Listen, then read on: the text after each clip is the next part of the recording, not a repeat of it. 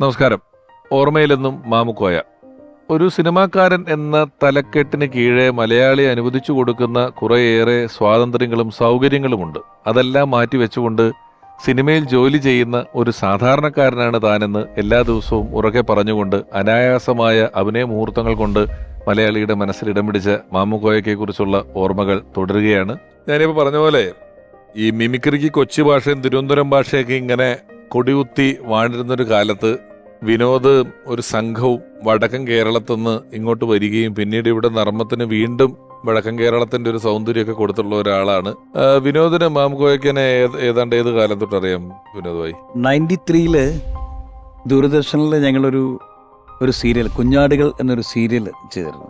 ആ കുഞ്ഞാടുകൾ സീരിയലിൽ മാമുക്കയുടെ മോനായിട്ട് ഞാനാണ് അഭിനയിച്ചിരിക്കുന്നത്. ആഹാ. അപ്പൊ ലംബോ ഇറങ്ങിയിട്ട് എത്ര നാളായിട്ടുണ്ട്? അല്ല, 91-ലാണ്. 2 വർഷം കഴിഞ്ഞപ്പോ വിനോദ് അവിടെ ഉണ്ട്. 93-ലാണ് അതിന് സ്റ്റേറ്റ് അവാർഡ് കിട്ടുന്നത്. അപ്പൊ കുഞ്ഞാടുകൾ സീരിയലിലാണ് ആദ്യമായിട്ട് മാമുക്കയുടെ കൂടെ ഞാൻ അഭിനയിക്കുന്നത്. പക്ഷെ അതിനു മുമ്പൊക്കെ മാമുക്കയെ കുറിച്ച് അറിയും. കോഴിക്കോടിന്റെ കലാ സാംസ്കാരിക മേഖലയിലൊക്കെ ഒരു നിറസാന്നിധ്യമായിരുന്നു മാമുക്ക. ഒരു കമേഡിയൻ ആണെങ്കിൽ പോലും വേദികളിൽ മാമുക്ക വന്നാൽ മാമുക്ക ഭയങ്കര സീരിയസ് ആണ്. ഞാനൊക്കെ പല വേദികളിൽ നിന്നും പോയി സംസാരിക്കുമ്പോൾ ഇതല്ലല്ലോ യഥാർത്ഥ മാമുക്ക നമ്മളിങ്ങനെ ചിന്തിക്കും. ശരിക്കും അതാണ് യഥാർത്ഥ മാമുക്ക, മറ്റേതാണല്ല. അല്ല, ജീവിതത്തിൽ അദ്ദേഹം നർമ്മമേ അങ്ങനെ സിനിമയിൽ മാത്രമേ ഉള്ളൂ നർമ്മം. അല്ല, പുള്ളി വളരെ സീരിയസ് ആയിട്ട് കാര്യങ്ങളെല്ലാം പറയുന്നത്. അദ്ദേഹത്തിനോട് ഞാൻ പറഞ്ഞില്ലേ, എൻ്റെ റൂമിൽ വരുമ്പോഴത്തേക്ക് പുള്ളി സംസാരിക്കുന്ന കൂടുതലും ഈ സാഹിത്യകാരന്മാരുമായിട്ടുള്ള ബന്ധങ്ങളും കൂടുതലും ഈ ബേപ്പൂർ സുൽത്താൻ മുഹമ്മദ് ബഷീറിനെ കുറിച്ച്, തിക്കുടിയ മാഷിനെ കുറിച്ച് കൂടുതൽ പറയുമായിരുന്നു. കുഞ്ഞാണ്ടിയേട്ടൻ. പിന്നീട് പുള്ളി പറയുന്നത് നമ്മുടെ അന്യരുടെ ഭൂമി എടുത്ത നിലമ്പൂർ ബാലൻ. അന്യരുടെ ഭൂമി നാടകമായിട്ടുള്ള കണക്ഷൻ. നിലമ്പൂർ ബാലനൊക്കെ പണ്ട് ഒരുപാട് നാടകങ്ങളിലാണ്. ആദ്യത്തെ തട്ടകം നാടകമാണല്ലോ, നാടകത്തിലൂടെയാണല്ലോ. പിന്നെ അപ്പോൾ എനിക്ക് എൻ്റെ അവിടെ കോഴിക്കോടുള്ള ഒരു പരിചയത്തിൽ ശരിക്കും വൈക്കം മുഹമ്മദ് ബഷീറുമായിട്ടുള്ള ഒരു ബന്ധമാണ് ഒരുപാട് സാഹിത്യകാരന്മാരായിട്ട് മാമുക്കയ്ക്കുള്ളൊരു കണക്ഷൻ വന്നത്. പിന്നെ അത്ര വലിയൊരു വിദ്യാഭ്യാസം ഇല്ലെങ്കിൽ പോലും നല്ല അറിവായിരുന്നു നമുക്ക് ഏത് വിഷയത്തെക്കുറിച്ചും. പുസ്തകങ്ങൾ വായിച്ച രീതിയിലുള്ള പുസ്തകങ്ങളൊക്കെ വായിച്ചിട്ടുണ്ടാകും. കാരണം പുള്ളിക്കാരൻ പറഞ്ഞിട്ടുള്ളത് വായിച്ചതെന്നല്ല, മറ്റുള്ള പുള്ളി എനിക്കൊരു അതായത് പുള്ളി തന്നെ പറഞ്ഞത്, നമ്മൾ പല ദിവസങ്ങളെടുത്ത് വായിക്കുന്നതിനേക്കാളും ഉപരി നല്ല അറിവുള്ള ആൾക്കാരോട് സംസാരിക്കുന്നതാണ്. അത് സത്യം പറഞ്ഞാൽ എനിക്ക് അടിവരയിട്ട് ശ്രദ്ധിക്കേണ്ട കാര്യമാണ്. അല്ലേ, 4-5 ദിവസം കൊണ്ട് വായിച്ചു തീർക്കേണ്ട പുസ്തകം അറിവുള്ള ആൾക്കാരോട് സംസാരിക്കുമ്പോൾ നമുക്ക് അതിന് കിട്ടുമെന്നാണ് പറയുന്നത്. പിന്നെ നേരത്തെ നിങ്ങൾ പറഞ്ഞ ബ്രോക്കറായിട്ട് ഏതോ പടത്തിന്റെ കാര്യം പറഞ്ഞില്ലേ, ഞാൻ അദ്ദേഹത്തോട് നല്ല രീതിയിൽ വർക്ക് ചെയ്യാൻ കൊടുക്കാൻ പറ്റാത്തൊരു വിഷമം ഞാൻ തീർത്തത് മലയാള മനോരമയുടെ തപസ്യ എന്നൊരു സീരിയൽ ഞാൻ ചെയ്തിരുന്നു ദൂരദർശന് വേണ്ടിയിട്ട്, മനോരമ വിഷൻ തുടങ്ങുന്നതിന് മുമ്പ്. അപ്പോൾ അതിൽ രവി മേനോന് 3 സഹോദരിമാരാണ്. അപ്പോൾ രവി മേനോൻ എന്ന് പറഞ്ഞ കഥാപാത്രം ഏത് നിമിഷവും മരണപ്പെടാമെന്ന ഒരു പുള്ളിക്ക് അറിയാവുന്ന ഒരു കഥാപാത്രമാണ്. അത് അറിഞ്ഞു വെച്ചും കൊണ്ട് മാമുക്ക ഒരു കഥാപാത്രമുണ്ട് ബ്രോക്കറായിട്ട്, പക്ഷെ സീരിയസ് ആണ്. അതിൽ സത്യം പറഞ്ഞാൽ എനിക്ക് മറ്റ് 2-3 പടങ്ങളിൽ ഇദ്ദേഹത്തെ കൊണ്ട് ചെയ്യിക്കാൻ ഒക്കാഞ്ഞത് സീരിയസ് ആയിട്ട് ഇദ്ദേഹത്തെ കൊണ്ട് ചെയ്യിപ്പിക്കാൻ പറ്റി. കാരണം അതിൽ ഈ മറ്റ് 3 സഹോദരിമാരും ഇദ്ദേഹത്തിന് എതിർക്കും.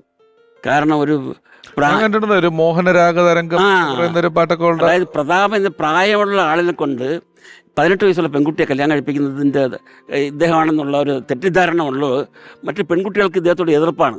നമ്മളും ഈ സിനിമാല എന്ന് പറഞ്ഞ പരിപാടി നടക്കുന്ന സമയത്ത് അതിന്റെ ഒരു 500 എപ്പിസോഡ് ആയപ്പോൾ എങ്ങനെ ഒരു മാറ്റർ വേണമല്ലോ എന്ന് ഓർത്തിട്ട് ഈ മാമുക്കോയനെ വിളിച്ചിട്ട് നമ്മൾ ഗഫൂർക്ക എന്ന് പറയുന്ന ക്യാരക്ടർ വെച്ചിട്ട് ഈ ടീം അംഗങ്ങളെ എല്ലാം കൊണ്ടുപോയിട്ട് ബാംഗ്ലൂർ ഇറക്കി വിടുന്നു. പുള്ളി ദുബായി എന്ന് പറഞ്ഞിട്ട് ബാംഗ്ലൂരിലാണ് അത് ഷൂട്ട് ചെയ്തതൊക്കെ. അപ്പം 3-4 ദിവസം അദ്ദേഹവുമായിട്ട് അതിന്റെ ഷൂട്ടിങ്ങിന് നിൽക്കുമ്പോഴും എല്ലാം ഈ നമ്മൾ പറഞ്ഞതുപോലെ നമ്മളുടെ ഒരു സൗകര്യങ്ങളും നമുക്കുടെ പരിധികളിലും പരിമിതികളോടും പെട്ടെന്ന് ഇണങ്ങിച്ചേരാൻ പറ്റുന്ന ഒരാളാണ്. അദ്ദേഹത്തിന് ഒന്നിലും ഒരു പരിഭവമോ പരാതിയോ സാധാരണ മനുഷ്യൻ ആരെക്കുറിച്ചും ഒരു കുറ്റം പറയലില്ല.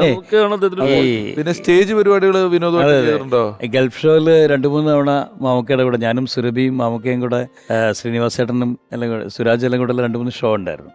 സിദ്ദിഖ് സാർ എന്ന് ഡയറക്റ്റ് ചെയ്തിരുന്നത്. ആ ഷോയിലൊക്കെ ആ സമയത്താണ് ഞങ്ങൾ വല്ലാതെ അടുക്കുന്നത്. ഞങ്ങൾ കോഴിക്കോട്ടുകാരാന്നുള്ള, ഞാനും സുരഭിയും മാമുക്കയും ഞങ്ങൾ കോഴിക്കോട്ടുകാരാന്നുള്ള രീതിയിലുള്ള ഒരു സംസാരവും കാര്യങ്ങളും. അങ്ങനെ ഒരിക്കൽ ഞങ്ങൾ ഒരുമിച്ച് പോകുമ്പോൾ മാമുക്ക മുണ്ട് മാത്രമേ ഉടുക്കുള്ളൂ. അപ്പോൾ ഒരിക്കൽ എയർപോർട്ടിൽ വെച്ചിട്ട് മാമുക്കയെ പിടിച്ചു, മാമുക്കയുടെ ബാഗ് പിടിച്ച് അപ്പം ഞാനും സുരഭി അങ്ങോട്ട് കടന്നുപോയി. അപ്പോൾ മാമുക്ക അവിടുന്ന് ഡാ വിനോദേ എൻ്റെ ഇത് പിടിച്ചിടാന്നൊക്കെ പറയുന്നുണ്ട് അവിടുന്ന്. അപ്പം ഞങ്ങൾ അവിടെ നിന്ന് നോക്കുക. അങ്ങനെ മൂപ്പരോട് മാറിയിക്കാൻ പറഞ്ഞ് ബാഗ് തുറന്നു. ബാഗിനകത്തുള്ള സാധനങ്ങൾ മുഴുവൻ എടുത്ത് പുറത്തിട്ടു.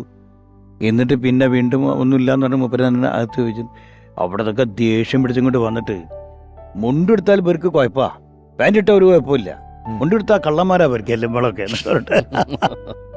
ഏറെ പൊട്ടിത്തെറിയായിരുന്നാണ്. ഞാനിപ്പോൾ പറഞ്ഞല്ലോ അദ്ദേഹം ടെലിവിഷൻ പരിപാടികളിൽ പങ്കെടുക്കുന്നത്, അതുപോലെ കോമഡി കാസറ്റുകൾ, ഗൾഫിലുള്ള ഷോകള്, ഇതിനെല്ലാം വരും. നമ്മൾ എന്ത് പരിപാടിക്ക് വിളിച്ചാലും അതിൻ്റെ ഒരു വലിപ്പച്ചെറുപ്പം നോക്കാതെ വരുന്ന ഒരാളാണ്. നമുക്ക് സംവിധായകൻ, അഭിനേതാവ് എന്നീ നിലകളിൽ നമുക്ക് വളരെ പ്രിയപ്പെട്ട ശ്രീകാന്ത് മുരളി ഇപ്പോൾ മാമുക്കോയക്കനെ ഓർക്കുന്നു. ചന്ദ്രലേഖ എന്ന സിനിമയാണ് ഞാൻ പ്രിയൻ സാറിൻ്റെ കൂട്ടത്തിൽ ആദ്യമായിട്ട് വർക്ക് ചെയ്യുന്ന മലയാള സിനിമ അസിസ്റ്റൻ്റായിട്ട്. അപ്പോൾ അതിൽ മുതൽ മാമുക്കോയയുമായിട്ട് വളരെ അടുത്ത ബന്ധമാണുള്ളത്. ഞാൻ അവരിൽ കണ്ട ഏറ്റവും വലിയ പ്രത്യേകത, മാമുക്കോയയെ നമ്മൾ തമാശ പറയുന്ന, തമാശകൾ ചെയ്യുന്ന, കാലുവഴിക്ക് വീഴുന്ന ആളായിട്ടാണ് നമ്മൾ കണ്ടിട്ടുള്ളത്. അദ്ദേഹത്തിൻ്റെ പ്രത്യേക അപ്പിയറൻസും ഒക്കെയാണ് നമ്മളെപ്പോഴും ചിരിപ്പിക്കാറ്. അദ്ദേഹം പക്ഷേ അതിഗംഭീര നല്ലപോലെ വായനയുണ്ടായിരുന്ന ആളായിരുന്നു. ആ കാലഘട്ടത്തിലെ എല്ലാ ആനുകാലികങ്ങളും സാഹിത്യ സൃഷ്ടികളും എല്ലാം വളരെ കൃത്യമായി അപ്ഡേറ്റ് ചെയ്യുകയും പ്രഗത്ഭരായ പല സാഹിത്യകാരന്മാർക്കൊപ്പം യാത്ര ചെയ്യുകയും ചെയ്തിട്ടുള്ള ആളാണ്. അതിനേക്കാളൊക്കെ ഉപരി എന്നെ അത്ഭുതപ്പെടുത്തിയത്, അല്ലെങ്കിൽ എന്നെ വല്ലാതെ സന്തോഷിപ്പിച്ചത് MS ബാബുരാജ്, നമ്മൾ എല്ലാ കാലത്തും കൊണ്ടു നടക്കുന്ന ബാബു ഷാഹിർ എന്ന സംഗീത സംവിധായകൻ്റെ ഏറ്റവും അടുത്ത സുഹൃത്തുക്കളുള്ള ഒരാളായിരുന്നു മാമുക്കോയ.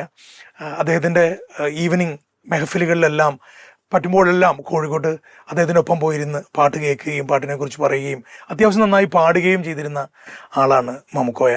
കോമഡി സിനിമകളിലൂടെ കൊമേഡിയനായിട്ടാണ് മാമുക്കോയെ ലോകം അറിഞ്ഞതെങ്കിലും മധുര നൊമ്പരക്കാറ്റ് പോലുള്ള സിനിമകളിലൂടെ അദ്ദേഹത്തിൻ്റെ അഭിനയ മികവും ഒക്കെ നമ്മൾ കണ്ടതാണ്. ഏതായാലും അദ്ദേഹത്തിൻ്റെ ഭൗതികമായിട്ടുള്ള വിയോഗം മാത്രമാണ് സംഭവിച്ചിട്ടുള്ളത്. തമാശകളും ഒക്കെയായി അദ്ദേഹം നമ്മുടെ കൂടെ എപ്പോഴും ഉണ്ടാവും. ഈ ഹ്യൂമറിലെ ഈ പ്രിയദർശൻ സാറിന്റെ സിനിമകൾ നമ്മൾ എടുത്തു പറയേണ്ടതായിട്ടുണ്ട് അല്ലേ? ഇപ്പം ഏറ്റവും ഒടുവിൽ പറഞ്ഞ ഒപ്പം എന്ന് പറയുന്ന ചിത്രത്തിലെ ചെമ്പൻ വിനോദമായിട്ടുള്ള സീന്, ബോഡി ആരാണ് ആദ്യം കണ്ടതെന്ന് പറയുന്നത് എന്ത് നിഷ്കളങ്കമായിട്ടാണ് അദ്ദേഹം ചെയ്തിരിക്കുന്നത്. അതുപോലെ വെട്ടം എന്ന് പറയുന്ന സിനിമയിലെ കഥാപാത്രം, മേഘം എന്ന് പറയുന്ന സിനിമയിലെ കുറുപ്പ് എന്ന് പറയുന്ന ആള്, ചന്ദ്രലേഖയിലെ ബീരാൻ എന്ന് പറയുന്ന കഥാപാത്രം. ചന്ദ്രലേഖയിലൊക്കെ നമുക്ക് കുറച്ച് കഴിഞ്ഞാൽ പാവം തോന്നും ഇയാൾ ഹ്യൂമർ ചെയ്യുമ്പോഴും. ഇപ്പം റാംജി റാവിലെ ഹംസക്കോയ എന്ന് പറയുന്ന കഥാപാത്രം വന്ന് വളരെ സീരിയസ് ആയിട്ട് ഞാൻ വരും, പക്ഷെ ഒരാളെയും കൂടെ ഞാൻ കൊണ്ടുവരും എന്റെ മയ്യത്തെടുക്കാൻ എന്നൊക്കെ പറയുന്ന സ്ഥലത്തോട്ട് വരുമ്പോഴേ ഒറ്റ കോസ്റ്റ്യൂമുള്ള ആ പടം മുഴുവൻ, എന്നാലും അത്ര ഗംഭീരമായിട്ടാണ് ആ കഥാപാത്രങ്ങളെല്ലാം ചെയ്തു വെച്ചിരിക്കുന്നത്.